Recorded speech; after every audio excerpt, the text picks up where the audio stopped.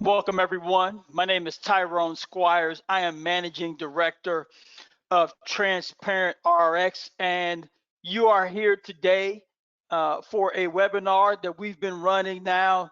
Geez, it's got to be at least 6 or 7 years. In fact, there's probably a couple people here today that have attended this webinar probably 2 or 3 times. I am going to do my very best to keep this thing under, let's say, 40 minutes. I can sometimes kind of, get off on a tangent here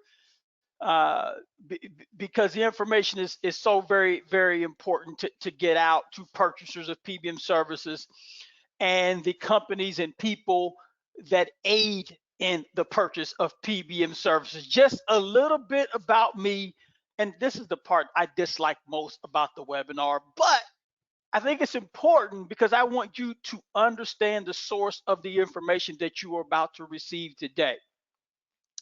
I got my start working with a drug maker, Eli Lilly. Just a side note, I just read in the news today that the CFO at Eli Lilly resigned for some stuff. I don't know why people don't get it in 2021. Read the story if you get a chance. But I got my start with Eli Lilly. Eventually, I worked my way into the corporate offices where I worked on an access team, a market access team, and I led that team. And we were charged with negotiating with PBMs to pay rebates to PBMs to get our branded products onto the PBM's formulary. My specialty at that time was diabetes care.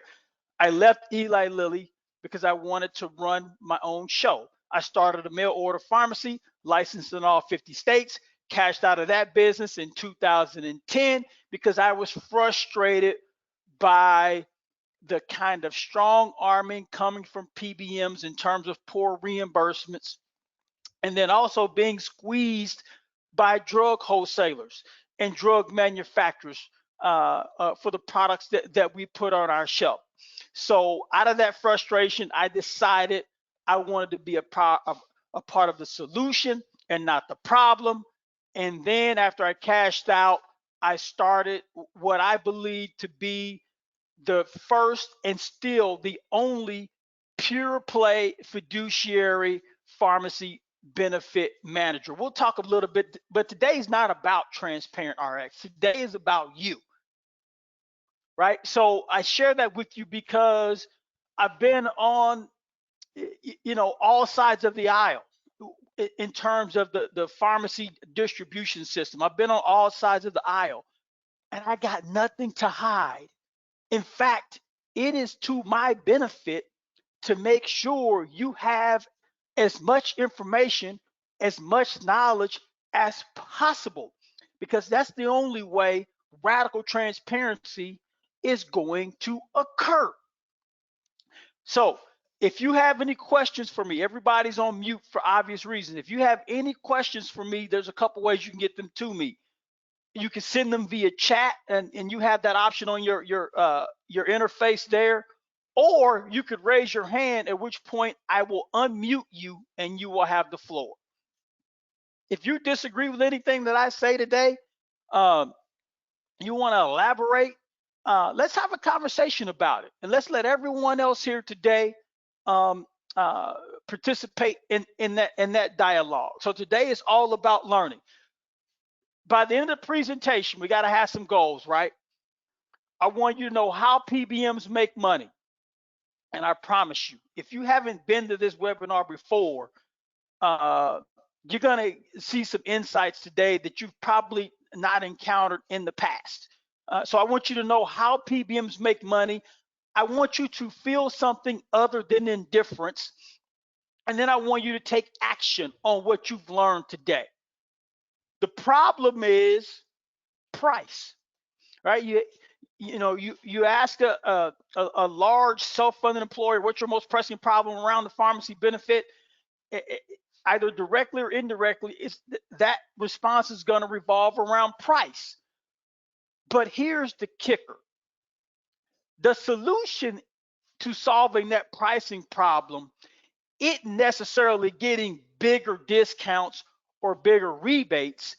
It is about getting more information. If you get a chance, go out online, Google it. Information asymmetry. It's an economic and contract theoretical term, which basically says this: when one party has access to information that another party doesn't have access to, the party with the information is going to leverage it. It is going to use it to its advantage. Think about a used car dealership. There are lemons abound on these lots. Those used car dealers know that these cars are lemons. They've maybe been flooded out in a hurricane or something like that. But the purchaser may not have access to that information. And the dealer is trying to sell the car to the purchaser as if it's not a lemon.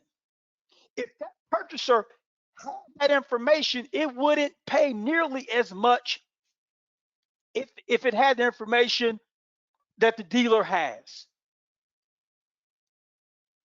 That's the same thing at play when we talk about PBMs and the contracts they offer to their clients. PBMs know exactly how much money they are making off of a deal, but their clients have no clue how much money PBMs are making. That may sound far-fetched to you right now, but just stick around for the next few minutes. Here's the very first big insight I'm going to share with you today. This is number one. I was speaking with a seasoned pharmacy benefits consultant, been in the game for about 15 years. Smart dude. Worked for one of the big three, and you guys know who they are. One of the big three brokerage firms, also has a in-house PBM consultant arm as well, the whole nine. And he shared with me that he has never, ever seen, in almost 2 decades of working in the business, a rebate remittance report from a PBM. His clients number in the 50,000 and up size life groups. A rebate remittance report is essentially a receipt. As a PBM, when we pay rebates to our clients, there is a receipt associated with those rebates that detail what claims at the NDC level were eligible for a rebate. And when I talk about NDC level, National Drug Code, the date that that product was dispensed, the name, quantity, the whole nine, and the amount earned for that rebate. Do you know? And listen, I've not taken a survey, just in the people I've talked to. 95% of brokers and HR executives and CFOs have never seen this report. They accept rebate payments from the PBM. They get a single line item kind of remittance, the date that the rebates were paid, in one bucket of dollars. Now, all of our clients get this report with their rebate payments, every single one. Now, the information here, plan ID, RX number, and all that stuff is redacted here for privacy reasons. But when that report is submitted, it's all filled out for the client so that they can review it. If a PBM is paying rebates, but yet is not sharing this type of information, that is an example of information asymmetry. And here's why PBMs leverage information asymmetry. Because typically what happens is they enter into an agreement with one of their clients that calls for an artificially too low administrative fee. I'm talking about the the per claim fee or the per member per month fee associated with just administering a pharmacy benefit, right? Access to a retail pharmacy network, access to the member portal, access to a mobile app, access to an account manager. That's the administrative fee. And typically that fee is going to be somewhere below $4 in a non-transparent arrangement. It's going to be below $4. The further away you get from $4, the more likely that that PBM is doing what? Augmenting that artificially too low admin fee in the back end. You also see this when the PBM says, listen, forego all of your rebate dollars, and what we're going to do is give you a credit on your medical administrative fee. So forego your rebate dollars on the pharmacy benefit side, and we'll give you a credit on your medical administrative fee. Same thing. And same thing. And so what plan sponsors are unaware of then is how the PBM is generating its revenue. When the admin fee is artificially too low, really the only source of revenue to a PBM that is fully measurable, that can be verified, is the admin fee. Typically, unless that PBM is radically transparent or fiduciary, and then it provides that client with 835 claims remittance forms. So I talked about the rebate remittance. The second insight I'm giving you today is that PBMs submit what's called an 835 claim remittance forms to pharmacies when we pay them for prescriptions that they dispense. And it details, similar to the rebate, NDC, date, quantity, the whole nine, and the cost.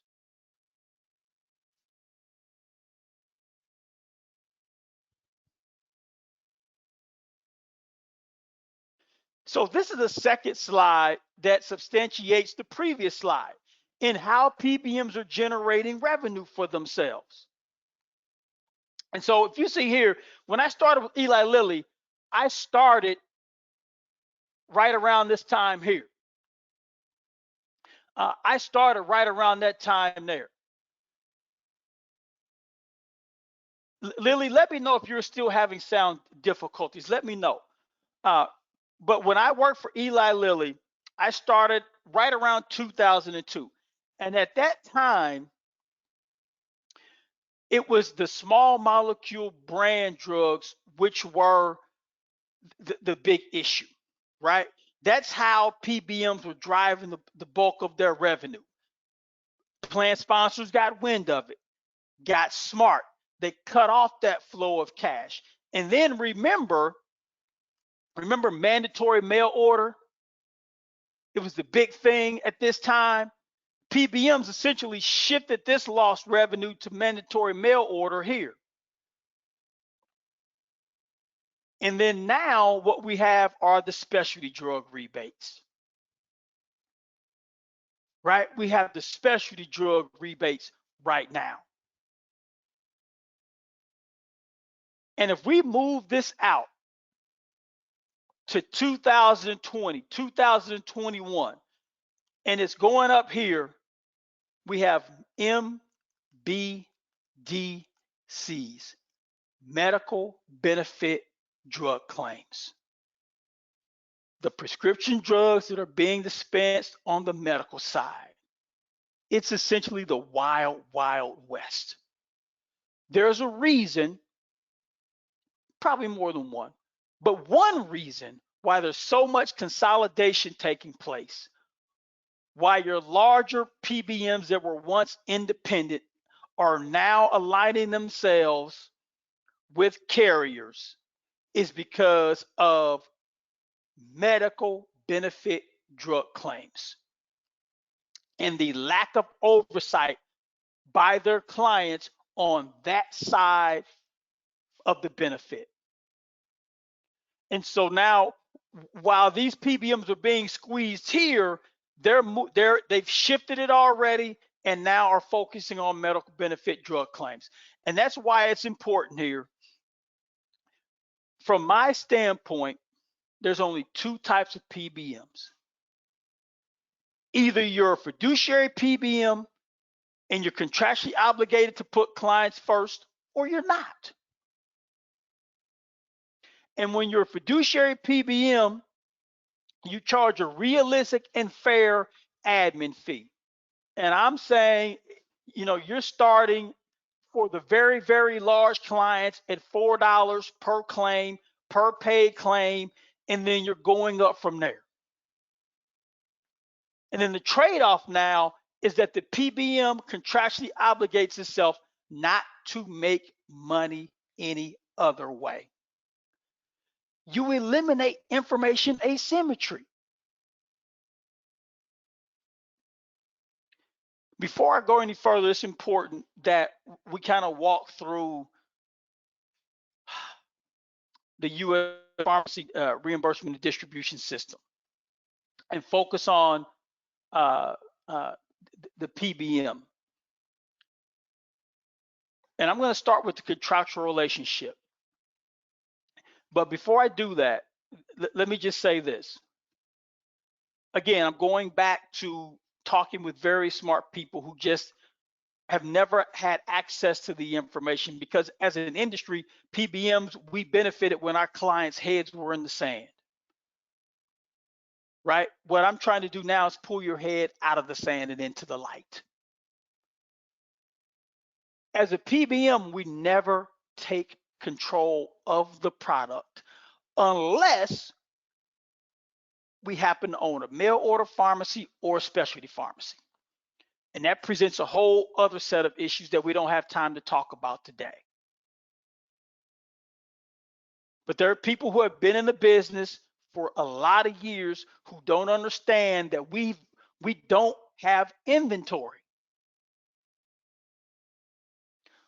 We contract with pharmacies to kind of act as our de facto inventory. And then obviously we have to have clients who provide these services too. Those clients are third-party payers and health plans, third-party payers being self-funded employers, unions, coalitions. It could be cities, municipalities, state, federal government, health systems. And then when a pharmacy dispenses a prescription to one of our plan participants, we reimburse that pharmacy. Remember, we've not taken inventory, any inventory. And then we will bill our client for that dispensed prescription. Now, there are three problems with this particular diagram. The first one, the inflow of cash back to the third-party payer in the form of rebates is too low. I just showed you two separate slides from two different sources that show you that almost 50% of a PBM's profit comes from the manufacturer. We're going to talk about how that actually happens here in a bit. The intent of rebates is to lower the net cost of the prescription drug. When all of it is not being passed back and the PBM is keeping half of their profits are coming from the manufacturer, the PBM is keeping a large share that it is never disclosed to the client. That ultimately means that the percent passed back is too low. Therefore, the third-party payer, the health plan, pays too much. The second problem is the reimbursement back to the PBM for the ingredient cost, the prescription drug that was dispensed by the pharmacy, is too high. I'm going to get to that here in a second. But the third problem with this particular diagram is, look who sits atop this entire diagram. You, your client, the company you work for, sits atop the entire diagram, which means that it funds the entire system, yet knows the least about how it works. That gives me chills every time I say it, especially when you go back to the used car dealer trying to sell a lemon.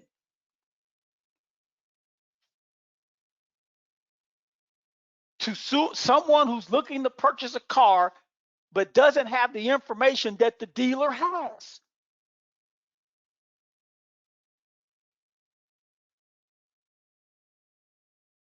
And I'm not suggesting here that uh, uh, PBMs are trying to sell lemons.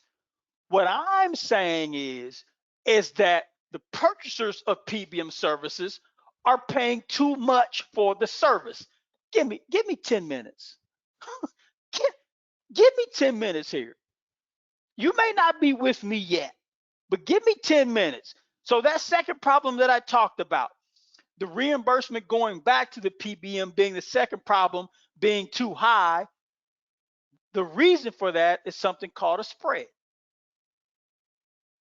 The drug pricing standard, which forms the basis for discounted prices, is known as average wholesale price. In the pharmacy business, we refer to it as ain't what's paid. I'm keying in on generic drugs because that's where spreads predominantly are going to take place. Just in terms of volume, because 90% of all the drugs dispensed in this country are generic. Generic drugs have two prices, AWP and then MAC. AWP is an artificially inflated price that no one actually pays. It is grossly higher than what the drug actually costs a pharmacy to put on the shelf. The MAC as well is higher than the acquisition cost or the cost to the pharmacy to put the product on its shelf, but it is not nearly as grossly inflated as the AWP. This is something that I post on my blog every Thursday. Not every Thursday. 99% of the time I get to it. And what we're doing here is sharing with you actual drugs, what their actual AWPs are, and what their actual acquisition cost is. Again, this is about information, having access to it, and then also an oft overlooked component of eliminating information asymmetry is being able to interpret adeptly the information that you do have. Let's take a look at levothyroxine. Where we at? Here, levothyroxine, right? Remember, two pricing benchmarks primarily for generic drugs. You got an AWP, right? And depending on your level of knowledge here, it's AWP it's an inflated price like a sticker price, like the manufacturer suggested retail price. Right? When you go to buy an automobile, you see the MSRP and you know you're not going to pay that price, you're going to negotiate down from that price. Similar concept with prescription drugs. So you got AWP minus here, that's one. Remember, and then you've got the MAC price. That's two. Levothyroxine, AWP, 500, let's call it 560 bucks. 560 bucks. Now,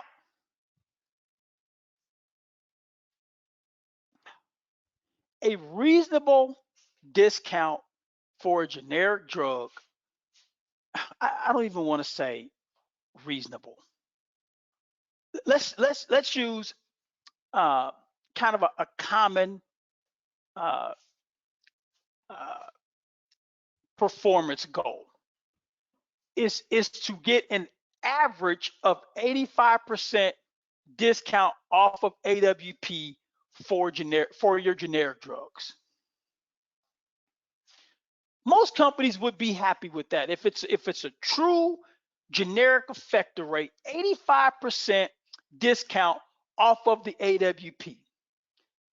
In that instance, that would mean the discount is $475, leaving a cost of $85 to the third-party payer, the self-funded employer. That's with an 85% discount. And listen, this is not far-fetched. This is real life stuff. This is how it happens. 85%, it's not too low. It's not too high. Most companies would be satisfied with that. But it doesn't matter in this case, even if it were 90%. The point I'm trying to make here is the pharmacy only paid $4 to put this product on the shelf. So even if a PBM gave this pharmacy 100% markup, the dispensing fee is just a wash. Let's just call it a wash. Even if the PBM, and remember, I got out of the pharmacy business because we were taking L's on individual scripts. We were taking losses on individual scripts, even generics. We were being reimbursed less than what we paid.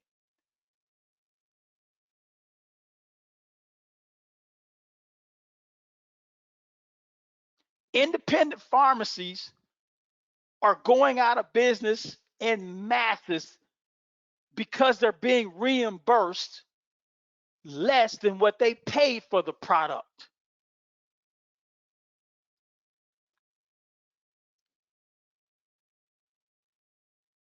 The new legislation that was passed by the Supreme Court to regulate PBMs,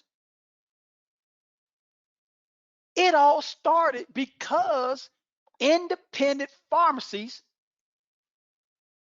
were being taken to the woodshed by PBMs.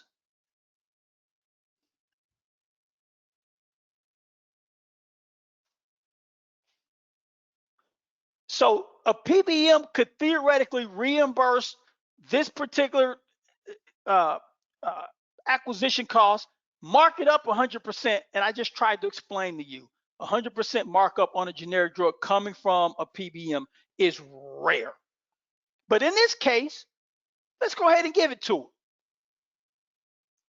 All right, let's go ahead and give it to them. So in this case, there's a $77 difference here, folks. There's a $77 difference here, folks. That's a spread. That's a spread.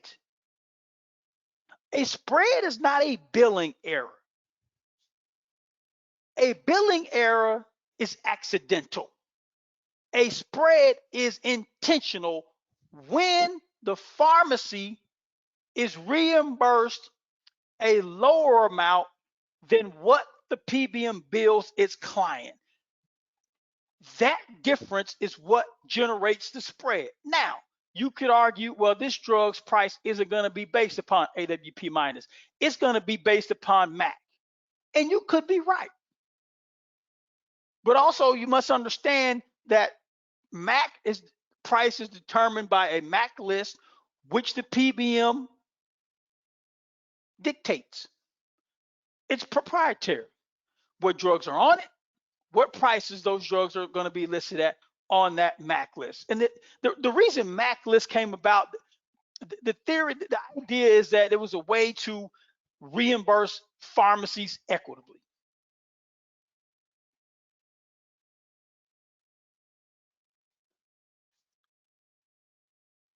But then PBMs learned they could use it to generate revenue. So let's say that the MAC price for this particular product was $15. Remember, the reimbursement to the pharmacy is going to be the same, $8. The spread now is $7. If you or your client says that we're not paying a spread and your justification for that position is because our PBM says we aren't, you might want to reevaluate that. The state of Ohio, just 2 years ago, think about this, an entire state with unlimited resources, very smart people, just 2 years ago discovered that it had paid these two PBMs just in spreads in 1 year $250 million.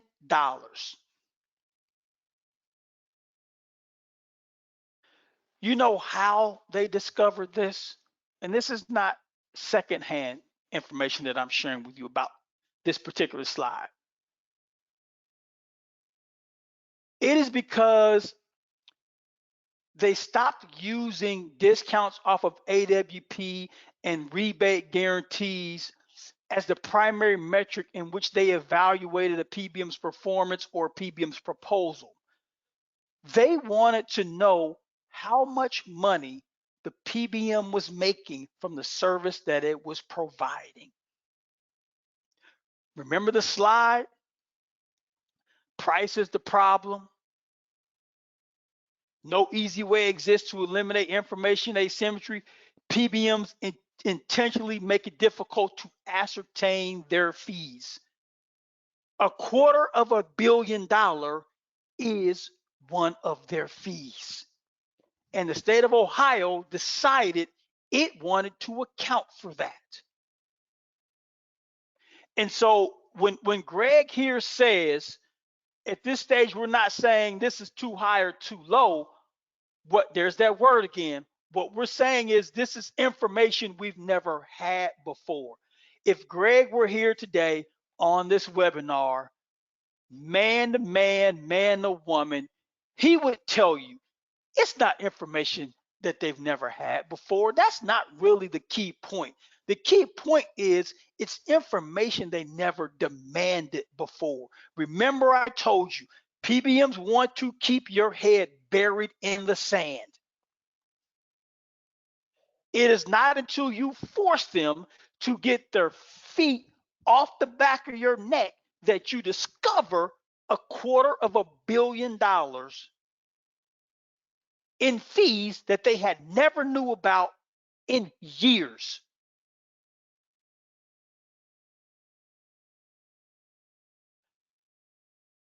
They learned the number. They took a few days to talk about the number and then terminated the contracts.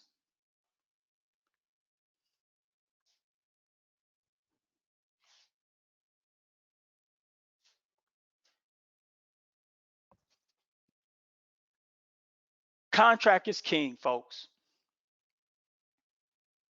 Contract is king.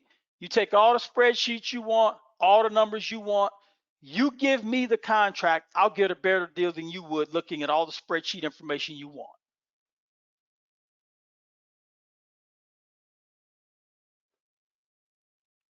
Information. And so let's talk about two examples here.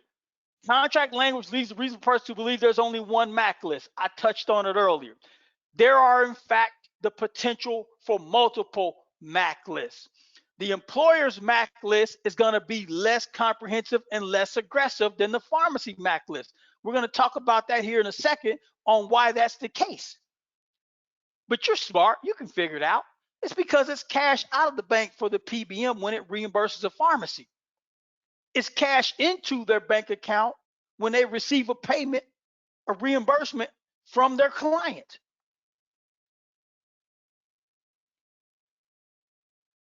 And so when we talk about less comprehensive and more aggressive, meaning that the employer's MAC list, so what I'm saying here is that it is possible for the PBM to have one MAC list with its client and a completely different MAC list with the pharmacy.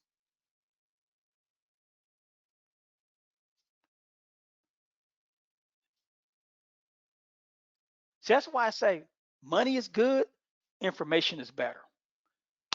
Discounts off AWP, rebates, good, but information is better when you know that the PBMs could have multiple MAC lists.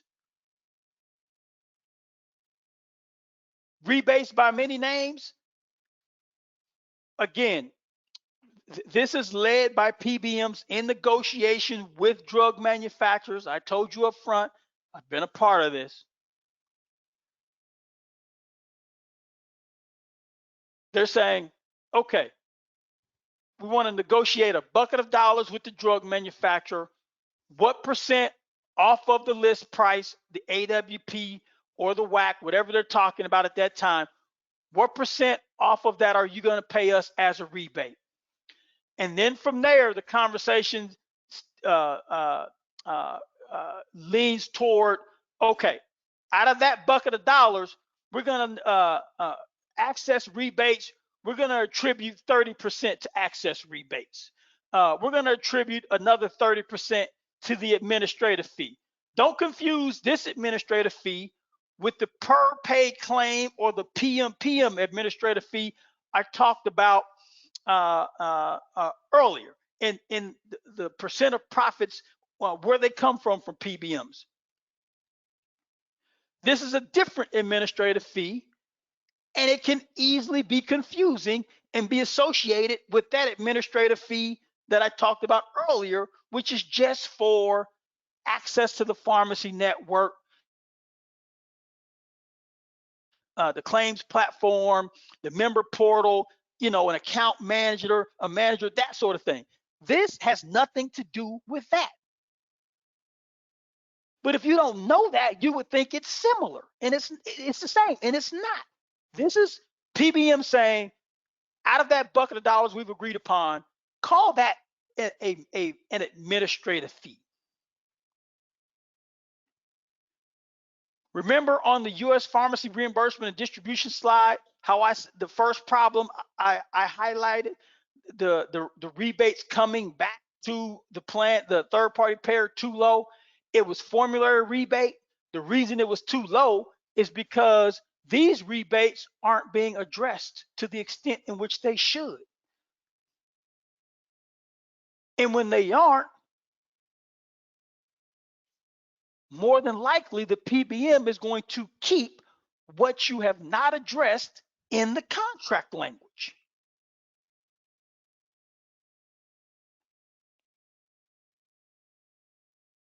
This was provided, I think, as part of this webinar, and I'm doing pretty good on time here, so give me 5 minutes and I'm going to wrap this up. But this was a lawsuit. Express Scripts sued Kaleo. Kaleo is a drug manufacturer. The drug in this case was about Evzio. And Kaleo sued for non-payment of rebates it believed this specialty drug manufacturer owed, which it did. It just didn't want to pay.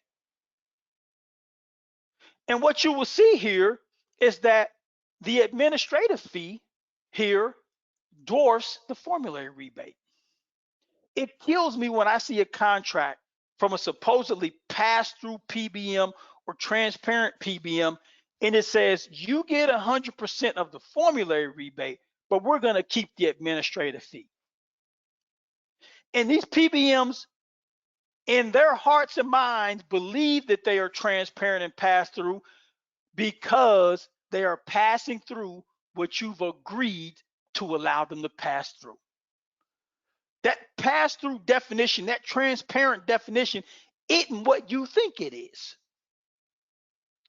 Again, here's a second example. Again, and PBMs, these names change. They change. One I'm seeing a lot now is product discounts. You get everything else. You get access rebates, you get price protection rebates, you get formulary rebates, but we keep product discounts. What do you think is happening when the PBM sits down with the manufacturer? It is saying, out of this bucket of dollars, let's attribute, 35, 40% to product discounts. And then, the other 60, 50, what to everything else. Because our clients aren't addressing product discounts in the contract language. Here, price protection rebates. Look at this. Right? In this case, it dwarfs both the admin fee, and we already know about the formulary rebates. Price protection rebates say, drug manufacturer, if your drug goes up by a certain percent in a short amount of time, then the rebate you pay us is increased X percent. And so what I'm saying to you is that these dollars are yours. It is up to you whether or not or how much you're going to allow the PBM to keep, and what you allow the PBM to keep is their management fee.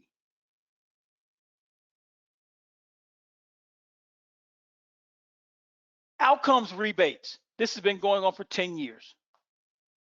It's been going on for 10 years. And outcomes rebates say this, and you can see some of the metrics here. But essentially, if a drug doesn't perform according to an agreed upon metric, then the drug manufacturer pays the PBM a percent of that list price, or the entire amount is refunded, or in other words, refunded in the form of a rebate back to the PBM. The issue is, and this is great stuff, but the issue is that that's information that's not being shared with the clients. Those are your dollars. And so the bottom line here, and what I'm trying to get to today, and I'm wrapping up here, stick around, the most important slide is coming up, is eliminating information asymmetry and going beyond negotiating discounts and rebate guarantees and all that sort of stuff. I'm not saying that stuff isn't important. That stuff is just one tool. But ultimately, when you eliminate information asymmetry, you're able to determine how much money the PBM is putting in the bank account on a per client basis. The significance of the PBM's keep, the PBM's management fee, is that it is hidden in the plan's final cost. That's the genius of it all. Is that when your costs go up or your client's costs go up every year, all you hear is, man, these prescription drugs are expensive. They just keep going up and up.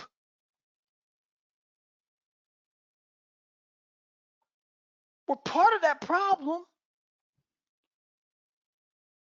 is the PBM's take home. It's the undisclosed cash flows to the PBM that may surprise you are contributing nearly as much, if not more, to the final plan cost than the stinking ingredient cost.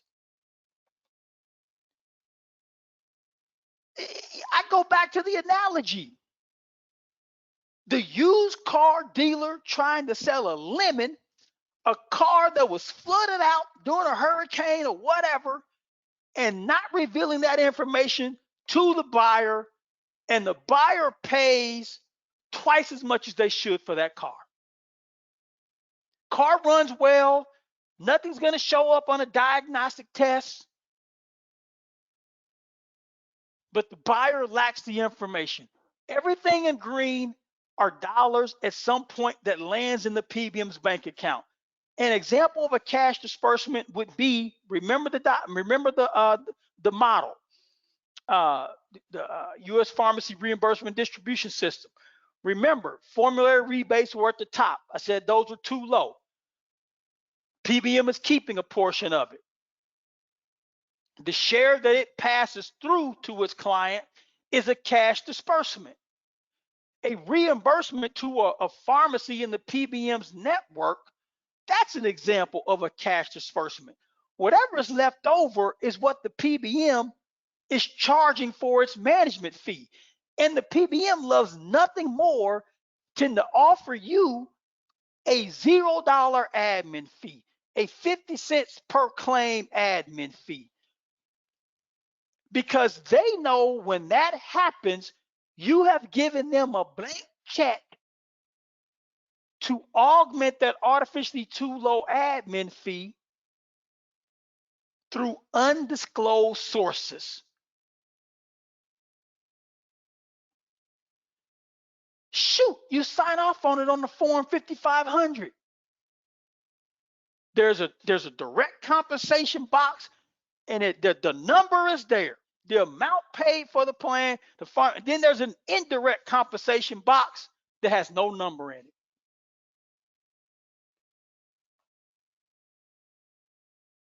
You now know that indirect compensation is hidden in here. Case in point. Case in point. And I want to show you, and I'm showing you this particular real world, real life example, because this is how fast prices go down when there's no information asymmetry.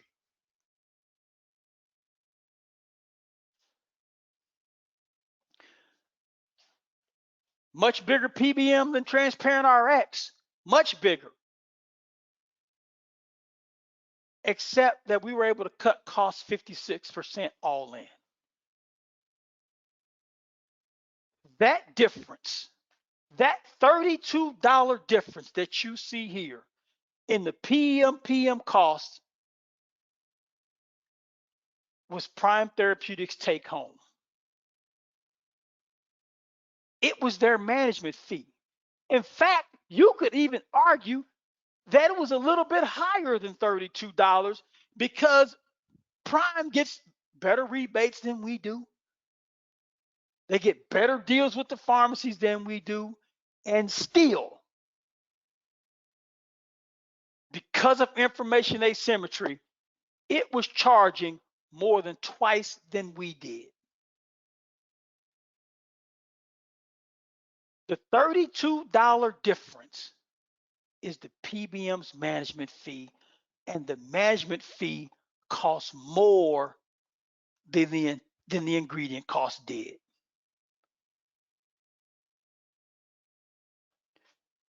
Used car dealer, knowing the cars are limited, and its purchaser has no clue. I'm going to back this up. This is from CVS's CEO. It's public information. It's out on the line, out on the web if you can find it. In an earnings call, the CEO of CVS says this: we underwrite contracts with overall level of profitability and many levels available to pull depending on the preferences of the client. In other words, in layman's terms, we're going to make as much money as we possibly can. And ultimately, the amount of money that we are going to make depends on how sophisticated or unsophisticated our clients are. The ability of our clients to eliminate information asymmetry. The very sophisticated clients cover the overhead. The unsophisticated clients pay for stock buybacks, corporate jets, inefficiencies in the business. That's what the unsophisticated clients pay for, right? And so the new path says this: at a minimum, no plan sponsor, I don't care how big or small it is, should be entering into a deal with the PBM that never takes inventory of a product, that doesn't offer them radical transparency. The Holy Grail is a fiduciary standard, because now If the PBM is caught with his hands in the cookie jar, then now it's violated his contract. It's violated his contract. It's obligated to act in the client's best interest.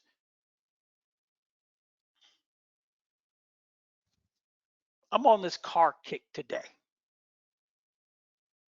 It's because I know nothing about cars, I guess. When I need a repair done to my automobile, I walk into the repair shop with my chest stuck out. Because I know in my mind, the only thing I got from me is an air of confidence. I can't tell the difference between a brake pad and a tire rod. But I don't want that car repairman to know that.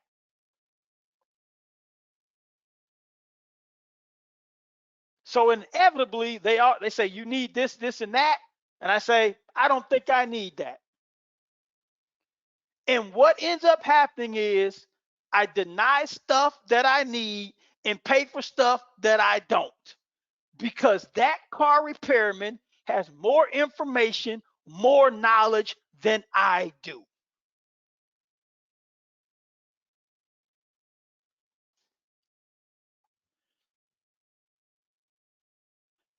Eliminating information asymmetry is the key.